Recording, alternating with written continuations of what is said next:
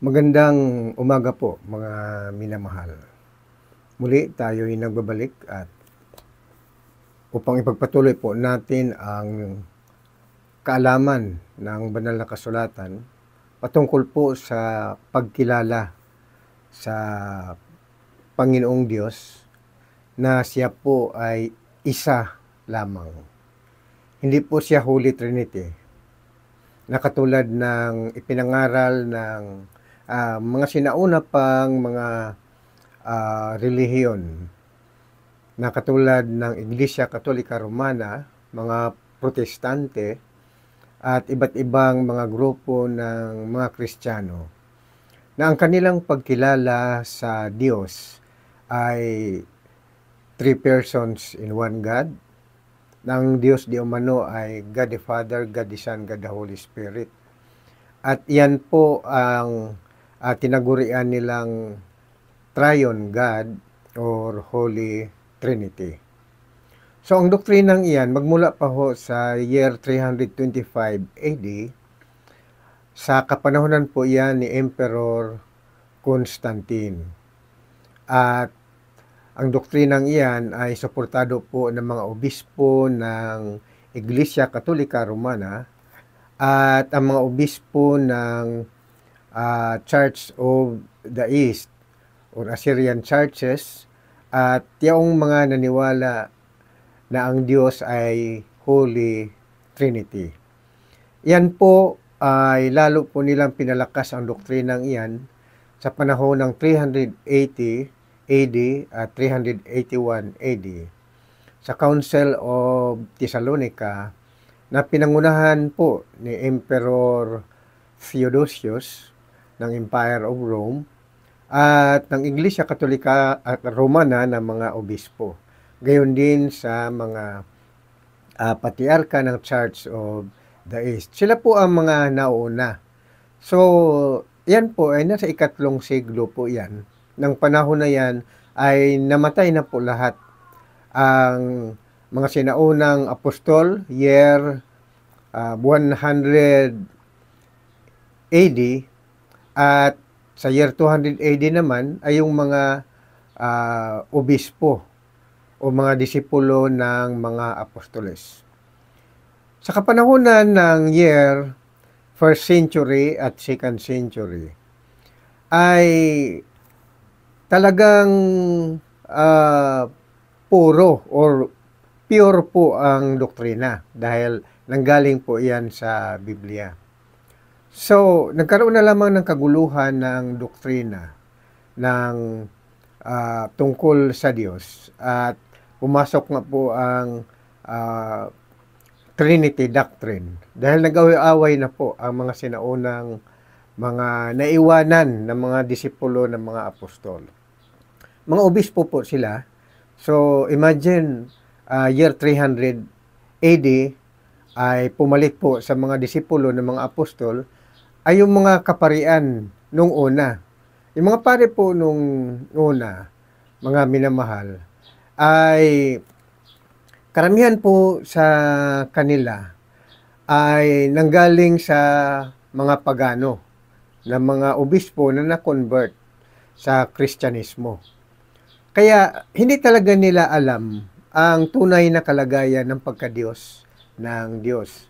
Bagamat ang unang mga mangaral ay talagang mga orihinal na mga apostol at mga estudyante ng mga apostol, ngunit pagdating ng 3rd century AD ay pumalit na nga po ang mga iba't ibang mga grupo ng mga kaparian. At isa sa mga kaparian ay galing sa Iglesia Katolika Romana at iyan po ay sa kapanahonan ni Emperor Constantine at Emperor Theodosius. So, sa ganung kalagayan, nabuo po nila ang Holy Trinity Doctrine. Magpahanggang ngayon po, iyon po ang kanilang sinusunod.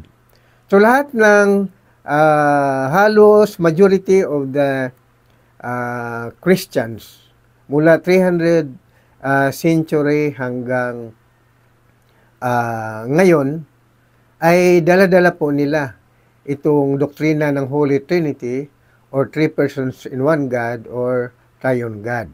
At ang ilan naman po ay may grupo ng mga tinagurian nilang mga Arianism. Yun po ay yung mga Unitarian o isa lamang ang Diyos na kanilang pinapaniwalaan. So, sa kapanahonan na yon, mga minamahal, nagkaroon po ng sigalot sa mga doktrina. So, ang hindi maniwala sa Holy Trinity doctrine ay pinaguhuli po nila. At kinukumpiska ang kanilang mga ari-arian, yung iba naman ay binibilanggo, at sa pilitan na sundin ang doktrina Holy Trinity o Triune God, Ama, Anak, Espiritu Santo, or Diyos Ama, Diyos Anak, Diyos Espiritu Santo sa iisang Diyos, Holy Trinity or Triune God. So, iyan nga ang doktrina na talaga naghari mula pa noong 325 AD magpa hanggang ngayon. At pagka hindi ka maniwala sa Trinity sa panahon na yon, tatawagin kang heretic o kaya herehis o ignorante sa simpleng lingwahe natin sa ngayon. Ibig sabihin, uneducated ka o kaya wala kang kaalaman, wala kang edukasyon. So, iyan po ang mga taguri noong mga ayaw maniwala. So, lumaya sila sa lugar na kung saan naghari ang mga Trinitarian. So, kung gayon mga minamahal, sa kasalukuyan naman ay maraming mga nag-aaral tungkol sa Biblia at iba't ibang mga relihiyon, iba't iba rin ang mga doktrina.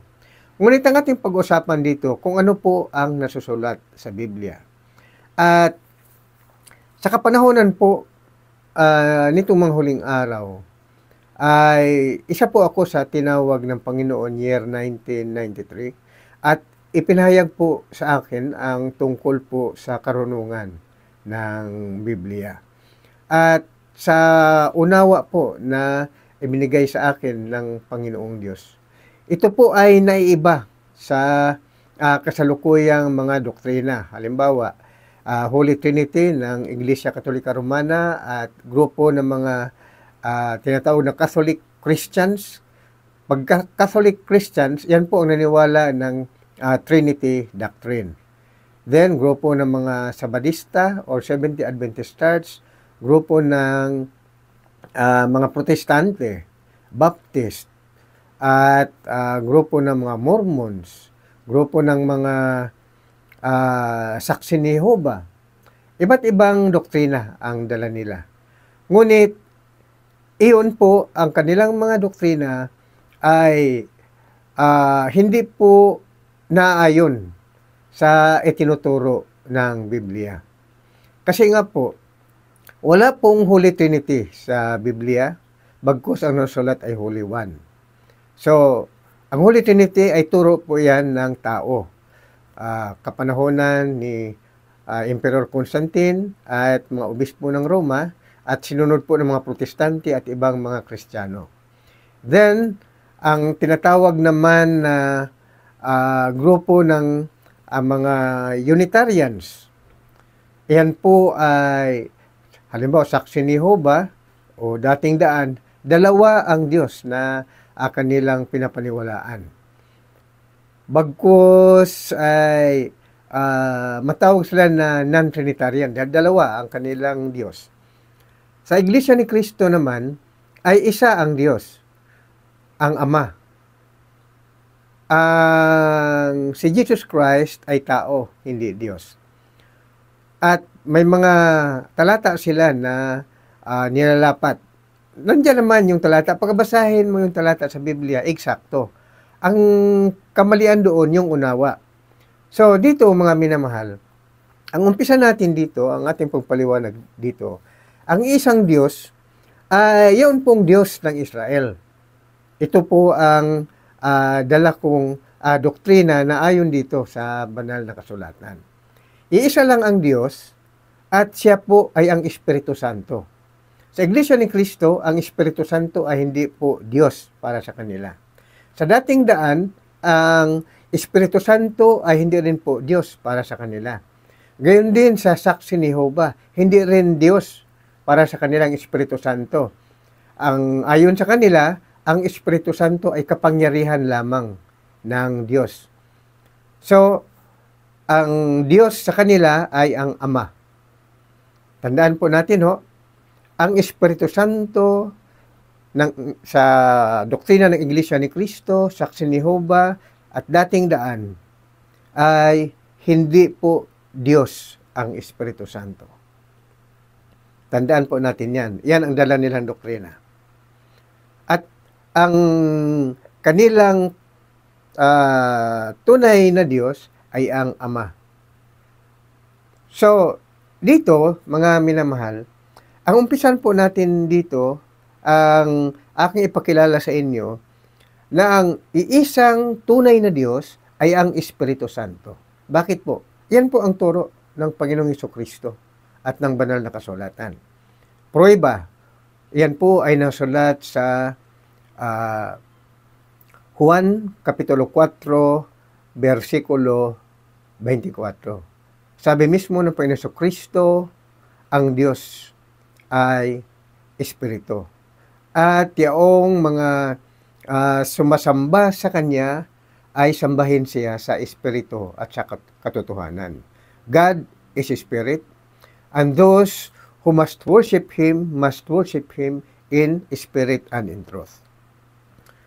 Then, ayon sa aklat ni Josue, Kapitulo 24, versikulo 19, ang Diyos ay banal. So, ang Diyos ay banal, at ang Diyos ay Espiritu. Sa makatuwid, ang Diyos ay Espiritu Santo. Mga minamahal. Iyan ang iisang Diyos. Ngayon, ano pa ang sinasabi ng banal na kasulatan? Sa Juan Kapitulo 24,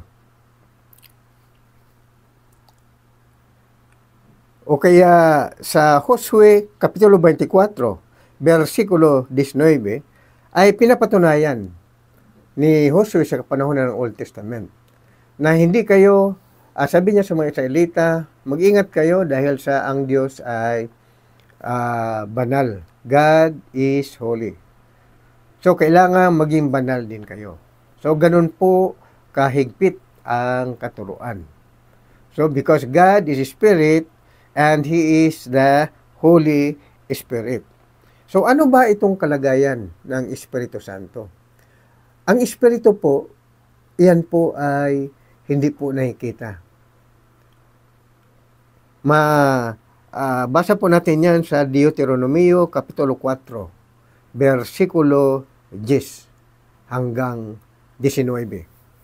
At kung tingnan natin itong banal na kasulatan, ang sabi rito,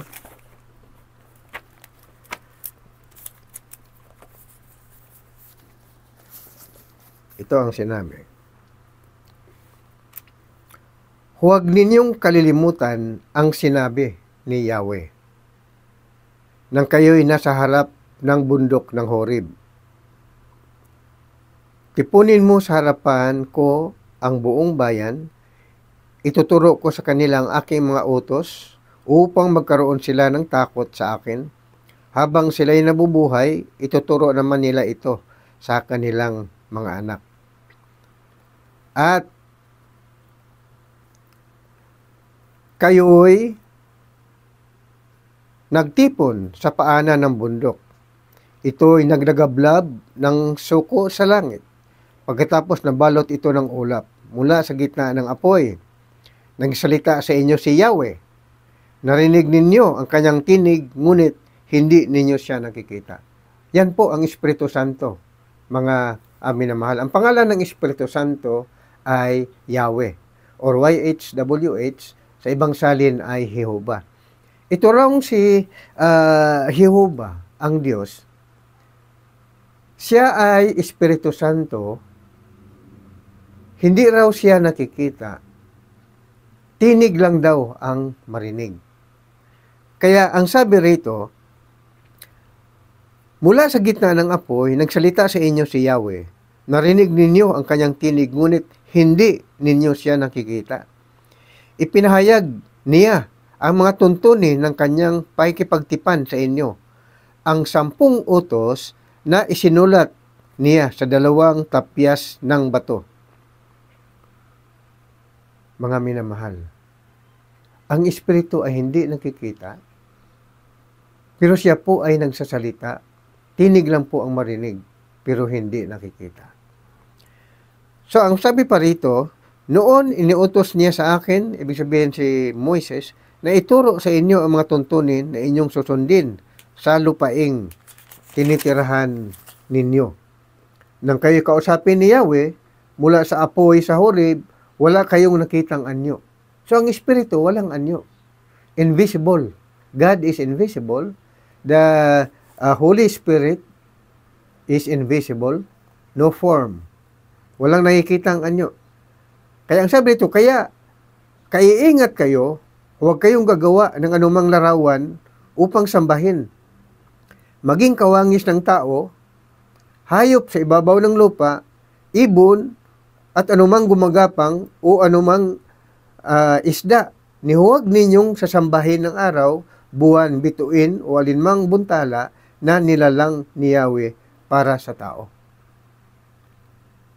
So mahigpit ang bilin ng Diyos na siya nga ang Espiritu Santo.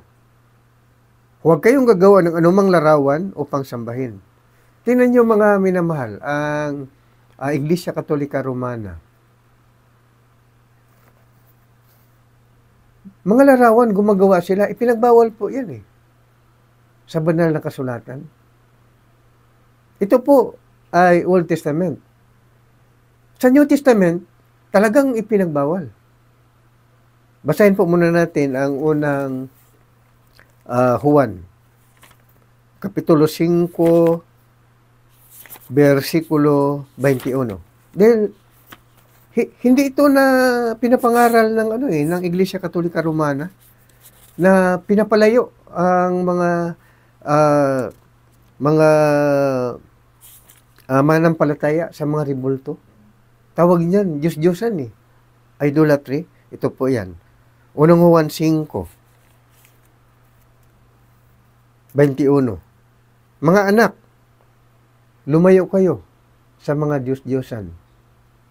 Sa English po nito ay children, keep away from idols. Sa English po, idols. Ibig sabihin, images.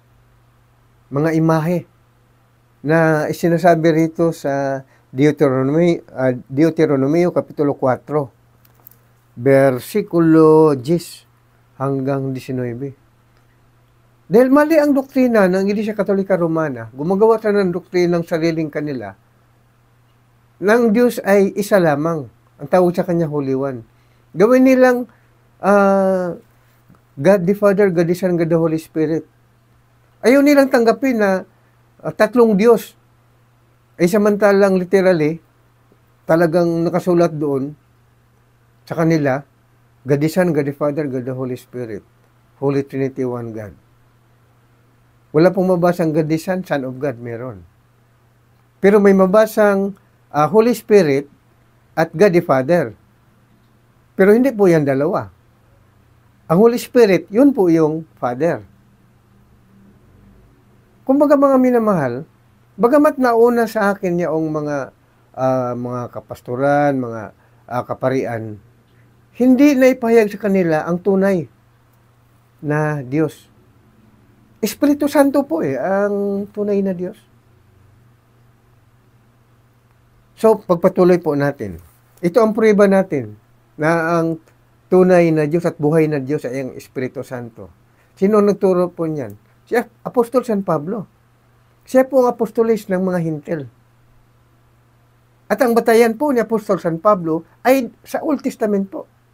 Ipinapaliwanag niya na si Jehovah o kaya si Yahweh, nakausap ni Moises at ng mga Israelita, ay siya po ang Panginoon na isang Diyos. Siya si Jehovah, siya si Yahweh. Siya ang Espiritu Santo na kausap nila. Wala po sila nakitang anyo. Narinig lamang nila ang tinig. Ganyan po ang kalagayan ng Espiritu Santo, mga minamahal. Hindi po nakikita. Pero narinig ang tinig ng Diyos. So ito ang ating basahin. Sa Aklat ng Hebro, Kapitulo 3, versikulo 7 hanggang 12. Ito ang ating mababasa. Ang sabi rito,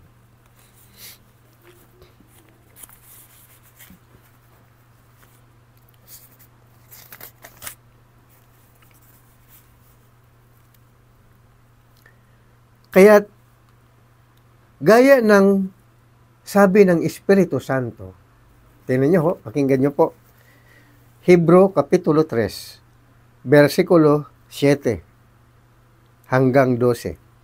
Kaya't gaya ng sabi ng Espiritu Santo, kapag narinig ninyo ngayon ang tinig ng Diyos, dooy tinukso ako at sinubok ng inyong mga magulang, sabi ng Diyos. Ngayong nakita nila ang mga ginawa ko sa loob ng 40 taon. Kaya't kinapuutan ko ang lahing iyon at sinabi ko, lagi silang nagpapakaligaw. Hindi na nila natutunan ang aking mga daan. Kaya't sa galit ko'y aking isinumpang hindi sila makapapasok at makapamamahinga sa piling ko. Mga kapatid, ingatan ninyong huwag sumama ang sinuman sa inyo at mawala ng panampalataya sa hanggang sa talikdan ang Diyos na buhay. The living God. Ang tinutukoy dito ni Apostol San Pablo, kausap niya rito ang unang mga Kristiyano mga convert na mga Kristiyano na mga Israelita. Pinapalaalan niya na ang kanilang mga magulang, kasama si Apostol San Pablo, kasi ang lahi ni Apostol San Pablo, nanggaling ang kanya ninuno, si Benjamin, one of the 12 tribes. Dahil ang Israelita ay 12 tribes. So, pinapalaalan niya. Sabi ni Apostol San Pablo, alahanin ninyo, yung nakaraan ng ating mga magulang ay nakipagtipan sa Diyos. At ang sabi ng Espiritu Santo, na siya nga ang Panginoon at siya ang buhay na Diyos, na ang ating mga magulang ay linamag nila ang kautusan ng Diyos. Kaya sa galit ng Diyos, ang sabi sa kanila, yung nakarinig ng tinig ng Diyos ay hindi makakapasok sa promised land.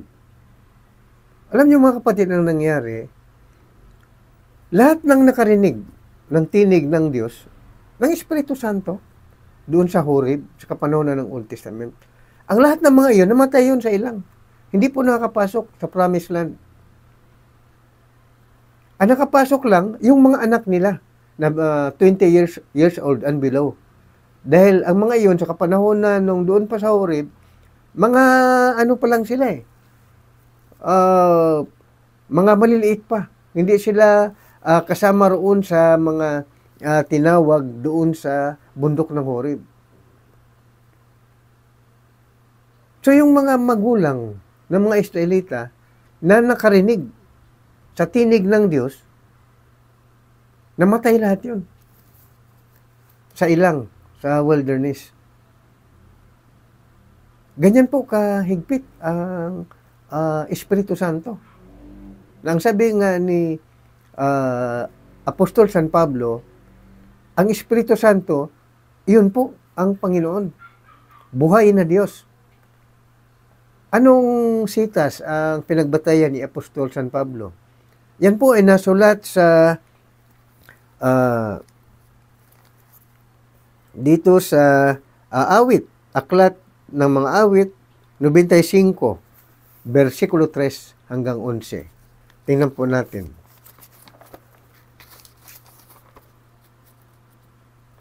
Awit 95, 3 hanggang 11. Ito ang sinabi. Ang sabi rito, sapagkat ang Diyos ay ang Panginoong napakadakila, ang dakilang haring higit sa sinuman na binabathala.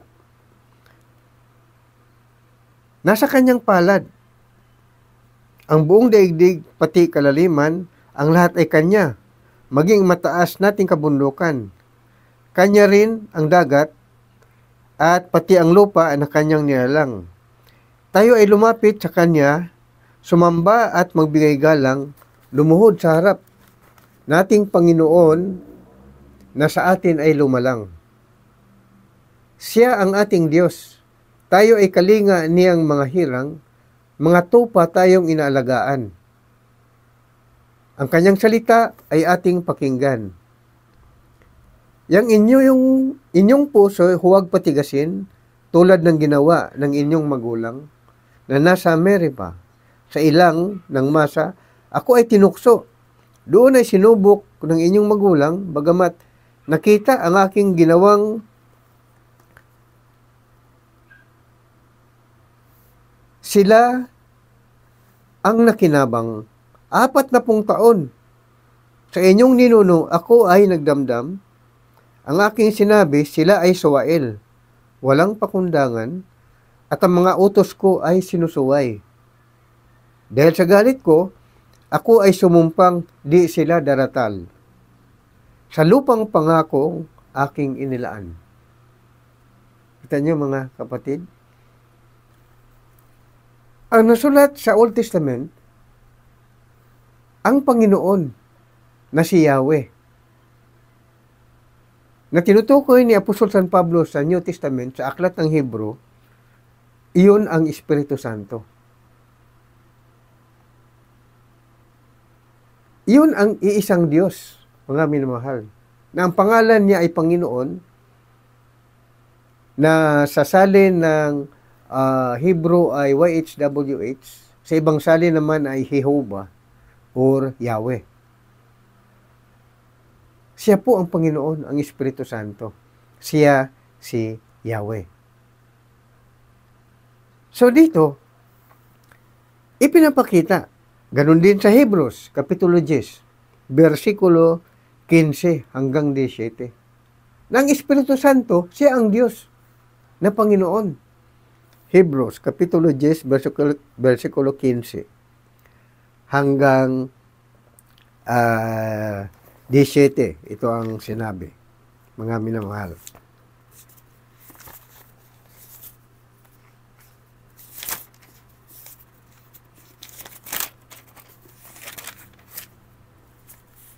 Ang sabi rito,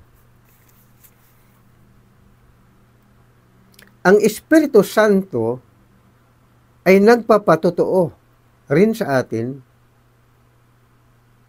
Tungkol dito, unay sinabi niya, ito ang aking magiging tipan sa kanila. Pagdating ng mga araw na iyon, sabi ng Panginoon, iukit ko sa kanilang puso ang aking mga utos at itatanim ko ang mga ito sa kanilang mga isip. At kanya ring sinabi, pagkatapos hindi ko na alahanin pa ang kanilang mga kasalanan at mga kasamaan, sapagkat ipinatawad na ang mga kasalanan, hindi na kailangang hindi na kailangan pang maghandog dahil sa kasalanan. So dito, mga minamahal, ang tinutukoy rito ni Apostol San Pablo ay yung nasusulat sa aklat ni Propeta Jeremias. ng Espiritu Santo na kanyang tinutukoy, siya si Jehovah, siya ang Panginoon, na iisang Diyos doon sa Old Testament. Basahin po natin, Jeremias Kapitulo 31, versikulo 31 hanggang 33. Ito po ang sinabi. Sinasabi pa ni Yahweh, darating ang panahon na gagawa ako ng bagong pakikipagtipan sa Israel at sa Huda. Ito ay di gaya ng tipang ginawa ko sa kanilang mga ninuno nang ilabas ko sila sa Ehipto. Bagamat sumira sila sa kasunduan namin, nagtiyaga ako sa kanila. Ganito ang gagawin kong tipan sa Israel. Itatanim ko sa kanilang kalooban ang aking kautusan. Isusulat ko sa kanilang mga puso. Ako'y magiging kanilang Diyos at sila ang magiging bayan ko.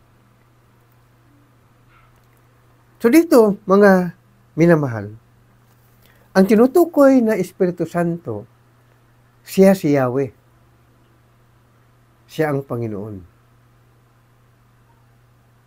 Kaya yan po ang sinasabi ng Biblia, mga minamahal. Ang Espiritu Santo, ang pangalan po niya ay Jehovah. Panginoon sa ibang salin, or Yahweh. Tandaan lang po natin, mga minamahal, na ang pinapaliwanag ng mga apostol sa New Testament, ang katuruan ng Panginoong Hesukristo na ang Diyos ay Espiritu. At ang Diyos ay banal. So siya, ang Espiritu Santo na tinutukoy ni Apostol San Pablo. Ang kanyang pinakabatayan ay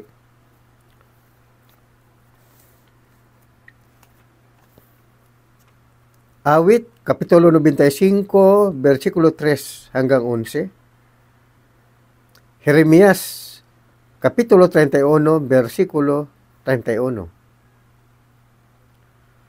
Sa New Testament, Hebrews Kapitulo 3, versikulo 7 hanggang 12, Hebrews Kapitulo 10, versikulo 15 hanggang 17. Sa New Testament, pinaliwanag ni Apostol San Pablo na ang Holy Spirit, ang Espiritu Santo, siya ang Diyos na si Jehovah sa Old Testament.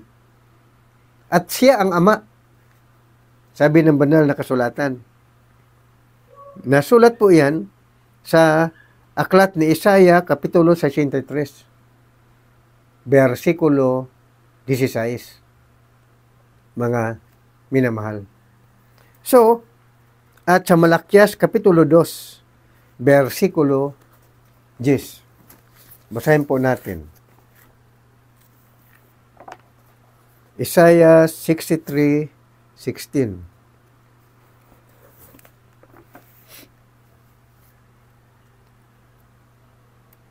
Ito ang ating mababasa.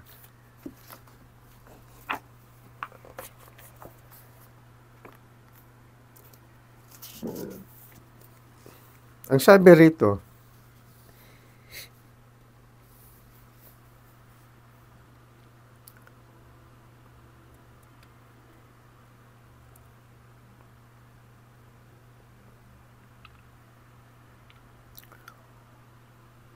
for you are our Father, though Abraham does not know us, and Israel does not acknowledge us, you, Jehovah, are our Father, our Redeemer. Your name is from everlasting. Isaiah 63:16. Kayo ay aming Ama. Bagamat hindi kami kilala ni Abraham at ng Israel, kayo, Jehovah, ay aming Ama. ang aming tagapagligtas. Ang iyong pangalan ay magpawalang hanggan. Si Jehova, si YHWH, siya po ang tinatawag na Panginoong Diyos sa Old Testament,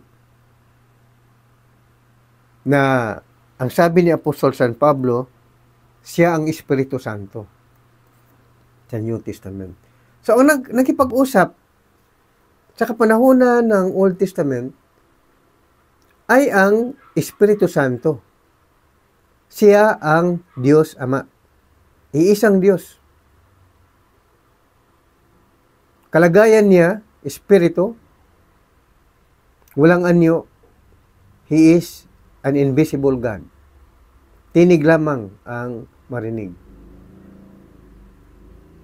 Siya ang Diyos Ama. So, isa lang ang Diyos, mga minamahal. Kaya nga, itong banal na kasulatan, itong kabuuan nito, nasulat ito ng mga tinawag ng Diyos para isulat ang mga aklat na tinatawag na Holy Bible. Iba't ibang panahon, iba't ibang lahi. Pero, iyan po ay revelation ng Panginoong Diyos sa kanila. Pinaliwanag po yan ni Apostol San Pedro sa ikalawang Pedro, Kapitulo 1, versikulo 20 at 21. Ang kausap daw ng mga propeta na tinawag ng Diyos, kausap ni na Moises, kausap ng mga lingkod ng Diyos kapanahonan ng Old Testament, ay ang Espiritu Santo. Kaya nga, bawal po na magturo na hindi nasusulat sa Biblia. Ganito po ang sinabi. Ikalawang Pedro, Kapitulo 1, versikulo 20 hanggang 21. Ito ang sinasabi. Ang sabi rito, knowing this first, that every prophecy of Scripture did not come into being of its own interpretation. For prophecy was not at any time born by the will of man, but having been born along by the Holy Spirit, holy men of God spoke. So, ang kausap daw ng mga propeta, yung mga lingkod ng Diyos, ang kausap daw nila, ang nagturo sa kanila, ay ang Espiritu Santo. Kaya nasulat po itong Biblia. Ito po. Sa Old Testament at sa New Testament. Ang sa New Testament, ang sumulat po niyan sa New Testament ay mga apostol at disipulo ng Panginoong Hesukristo. Kaya nabuo po yan. Nabuo po ang New Testament. Ang nagturo sa kanila ang Panginoong Hesukristo at isinulat naman sa kanila. Isinulat, kaya nagkaroon ng New Testament. Ang sa Old Testament naman ay mga propeta. Kasama na si Moises, mga minamahal. At ang mga propeta, book of the prophets and the law of Moses. At yung mga salmo, ni na Haring David, ni na Solomon, at iba pang mga lingkod ng Diyos, mga minamahal. So, iyan po ang katuroan, mga minamahal. Ang tunay na Diyos ay ang Espiritu Santo. Siya po si Jehova na siyang Ama ng lahat. Tayo, napasama na tayo sa kumikilala Dahil tayo ay nagiging Kristiyano, so naniwala tayo sa Biblia. Kaya mahalaga po ang katuruan na ito, mga minamahal. Ito po ay loobin ng Diyos ay magpatuloy po tayo sa ating pangaral. Tandaan po natin, ang tunay na Diyos ay ang Espiritu Santo. Siya ang Ama. Ang Espiritu Santo, siya ang Diyos Ama. Ang pangalan niya ay Jehovah. Ang salin po niyan sa ibang salin ay Panginoon, Lord. So, magandang umaga po muli. Ito ang inyong abang lingkod, Pastor Absalon Rabadon Jr. God bless us all. At paki-like lang po at paki-subscribe ang ating Facebook page, like and follow. Then, paki-subscribe po sa ating YouTube channel, Today's Salvation TV channel. Magandang umaga po muli. God bless us all.